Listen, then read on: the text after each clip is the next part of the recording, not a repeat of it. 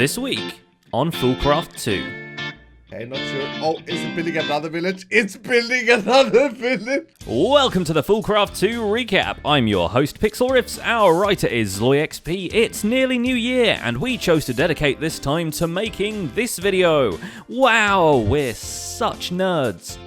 But jokes aside, at this festive time, we really have to say thank you to you, the audience, for making this channel what it is right now. It's been a fantastic journey and a great time for all things recap, plus some of you even checked out our own channels for a change. And with that said, let's see what the fools have been up to. Following the New Year's tradition of throwing out old stuff, Stress Monster moves all the things worth keeping to the Bikini Bottom base. Okay, it's about time that all of this started getting moved, and it's been over here for ages, and I've just been lazy. It just so happens that the system is more fond of the out with the old idea, and it decides to void some of the legendary loot bags it had laying around collecting dust. Whoops. Oh my god. Oh my god, why is it doing that? What the hell? Thankfully, Stress catches it stuffing the Christmas gifts into the trash can and re-gifts them to herself. Once the storage drawers are under control and the loot bag opener is no longer vomiting items onto the ground, Stress moves the Woot farm over. Surprisingly, it turns out exactly the right size for one of the plots, and well, if it fits, it sits. Nice, okay, so who knows how long this is going to take me to do? Her teammate Scar has his own pet project to take care of, but first he's got to finish swimming in chiseled gold blocks. I'm Scrooge McScar here with my piles of gold, trying to determine what color we are going to use for our door. An unexpected solar eclipse fails to grant him superpowers, but he's already got the ability to fly and he's a powerhouse with chisels and bits, so what else do you need?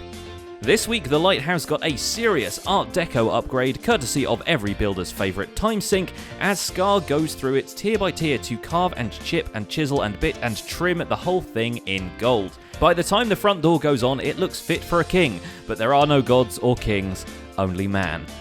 Note to self, we're kind of running out of Bioshock references.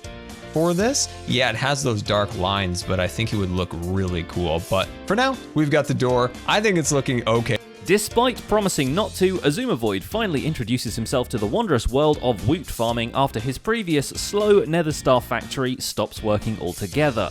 I don't think it's realistically ever going to be fast enough, so I want to turn this into a token project now, where at the end of the series we can come over here and say, look at how many Nether Stars we got from Netherrack alone, you know? The big project he needs all those Nether Stars for is later revealed to be none other than the Avarita mod's bottleneck of crafting. Some AFKing next to the Woot machine provides enough wither bits to craft up some of the overpowered, super complicated items Avarara has to offer, but soon enough, Azuma gets into crafting singularities, and oh boy, that's where things get real. To drip a single one down from the blocky bits, you'll need an entire assembly line for material and metal blocks. So while some of them go smoothly and plentifully, like the emerald and metal blocks, the others are quite a hassle to farm, even with the Netherrack greenhouse repurposed for a variety of seeds. The diamond blocks in particular are tricky to figure out, but there is one way that Azuma said he wouldn't do for all the riches of the world, so of course he starts doing it in the same episode. So I was just checking out the recipe of the diamond, so I was thinking about other ways we could farm this, and 25 to 50 minutes sounds like a long time. Let's do a quick thing. No, that was not my quick thing. Let's try again. Yeah, there we go. Wow, these chickens look so cool, man. They give me a really cool idea as well. And it's a known fact that the chickens are happier when they live in a giant version of themselves, so Azuma raises a giant diamond ore-coloured cluck to store the little guys. Yo dog, I heard you like chickens. Scalda's hopefully going to come on the server and help me out. He's the server admin.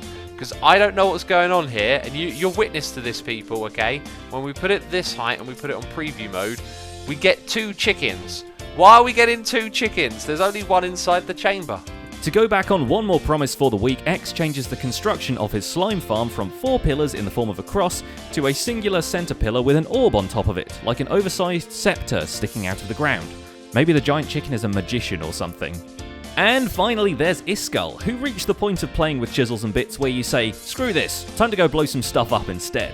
With 2 of his 4 mystical agriculture glass boxes complete, he blows his entire stockpile of lapis blocks on crafting 790 chance cubes, then goes out and finds a village in the unclaimed lands and unleashes pure chaos. Okay, I'm gonna find a place in the overworld to do these things. Alright.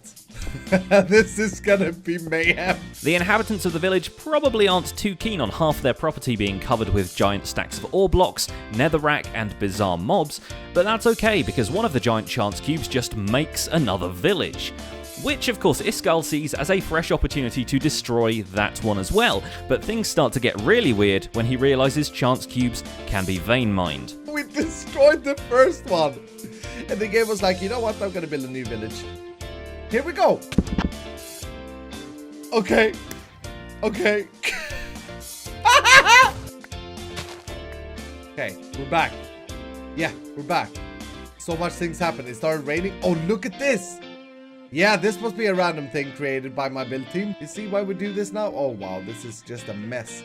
It also created an icosahedron. Let's punch that open. No, no, no, no, no, no. This is terrible. It took all my stuff. Whoa! No. Okay. Uh-oh. Okay, there we go. There we go. That's a good one. That's a good one. What's happening? That's a beacon. That's an egg thing. More lava. Yeah. Yeah. Man, and Azuma felt bad for the server when he just put a couple of slimes in the same place. The end result of Iskall's tomfoolery is essentially a modern art piece and a commentary on the duality of human nature. Happy New Year! And that's pretty much it for this week's recap. My name has been Pixelriffs, and our writer is ZloyXP. If you want to see him destroy something beautiful, check out this episode of his Minecraft Hardcore Challenge. You might be wondering why the This Is Fine dog appears in the thumbnail, and well, just watch it. Leave a like on the video while you're still here, subscribe so you won't miss out on future recaps, and have a great end to 2017. See you in the new year, fools!